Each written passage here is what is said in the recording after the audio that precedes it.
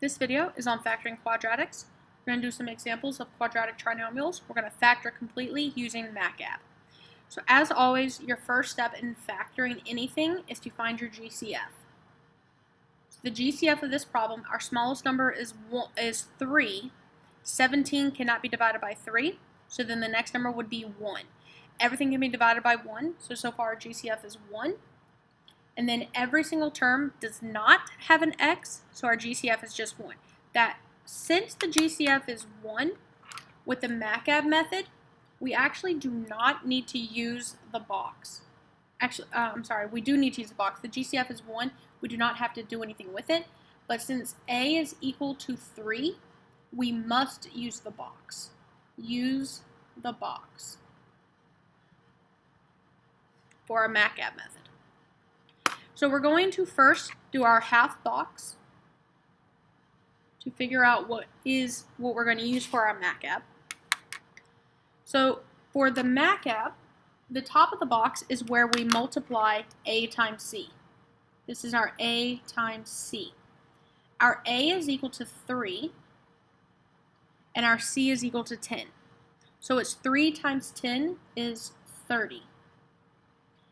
The side of our half box is going to be our b term.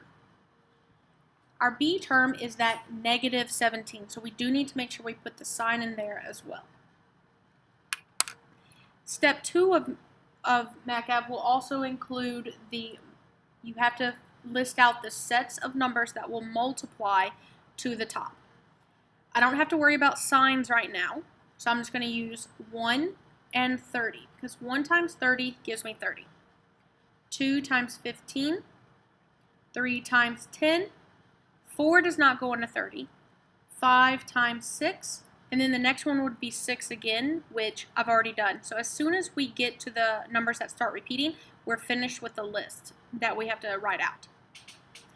So we have all the numbers that will multiply to 30. Now we have to worry about the signs. So what we want to do is see if the numbers can add to the side. So 1 and 30 cannot add or subtract to give me a negative 17. So that means that I can cross these two numbers out. The 2 and 15 can go to a 17 as long as both of these are negative. A 3 and 10 cannot add or subtract to give me 17 at all. So I'm going to cross those two numbers out. And 5 and 6 in no way can add or subtract to give me 17, so I can also cross these two numbers out. The only ones left are the negative 2 and negative 15. Now I have to make sure that these do multiply to the top and add to the side. So negative 2 times negative 15 gives me a positive 30, so it does work for mac. Negative 2 minus 15 combines to a negative 17, so it does ab correctly. So I'm going to circle these, because these are the two numbers that I have to put inside of our grouping box. So our grouping box, I'm going to have 4 boxes. And inside the boxes, in my first one, I put the original ax squared part as long as I have factored out my GCF. So I use the ax squared after the GCF has been taken out. So I'm going to put that 3x squared inside of that box. Then the next box, I'm going to put one of the numbers. So I had that negative 2. I'm going to put this negative 2 with the letter inside the second box. The next box, I'm going to put that other number we found, so that negative 15, with the x. And then the last box, I'm going to put my original c value after I have factored out the GCF. So I have a positive 10. Now we factor by grouping. So we're going to take out the GCF from the first row, the second row, the first column, and the second column. Now, the first the 3 boxes on the top, so the 2 boxes on the top and the 2 boxes on the side, will actually tell you your GCF sign. So on this first one, coming out to the side, the first sign is positive, so I know this sign must be positive. The GCF between 3x squared and 2x is just an x. On the next row, the first sign I come to is a negative, so I know that this must be a negative for the GCF. The GCF between 15x and 10 is a 5. So I put that out on the left. And then I find my GCFs of the two columns. So up at the top, my first sign is a positive, so I know that this must be a positive. The GCF of 3 and 15 is 3. And the GCF of x squared and x is x. So my GCF of 3x squared and 15x is 3x. The next one, we have a negative in the top, so I know that this must be a negative. The GCF between 2x and 10 is a 2. So we have found our GCFs of the two rows and the two columns. So now we can write our factors as our answer. The top, we want to make sure that there is no difference of squares going on. So 3x is not a perfect square, so this is going to be finished. And then on the side, the x is not a perfect square, so this will be finished. So we write it out in parentheses. We take the top two, 3x minus 2, close parentheses, open another set of parentheses, and then we take the side, which is that x minus 5, and that's your other factor. So this is factored into 3x minus 2 and x minus 5. Please note that when you are writing your factors, if you put x minus 5 first, so it will say x minus 5, then 3x minus 2, that is perfectly acceptable because multiplication is commutative, means you can say 5 times 2 is the same thing as 2 times 5. On our next example, we have 4y squared minus 4y minus 3. First step, as always, is your GCF. Your smallest number on this problem is a 3, and 4 cannot be divided by 3. The next number would have to be the 1 because only 1 times 3 would give you the 3. So your GCF would be a 1. And not all three of these have a letter, so our GCF is 1. We'll look at our A value, which is that 4. Since our A value is equal to 4, we must use the box. We must use the grouping box to actually factor everything. So again, we're going to do our macab method. So I'm going to have that little half box where we're going to write out our numbers. So the mac part, this is our A times C, goes on top.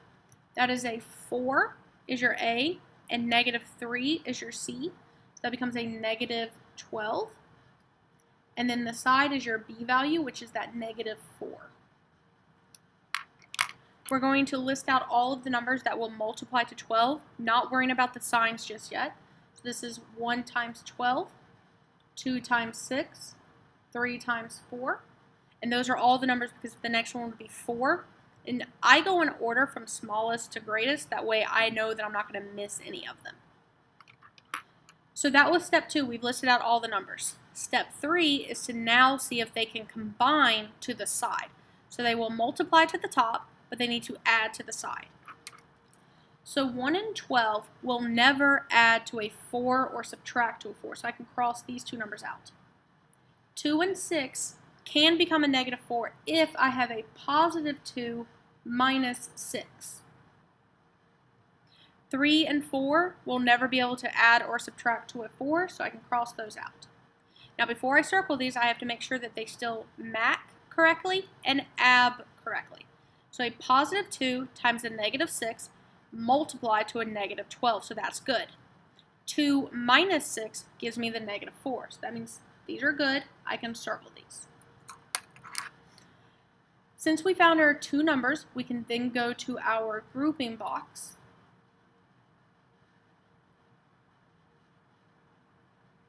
The 4 boxes.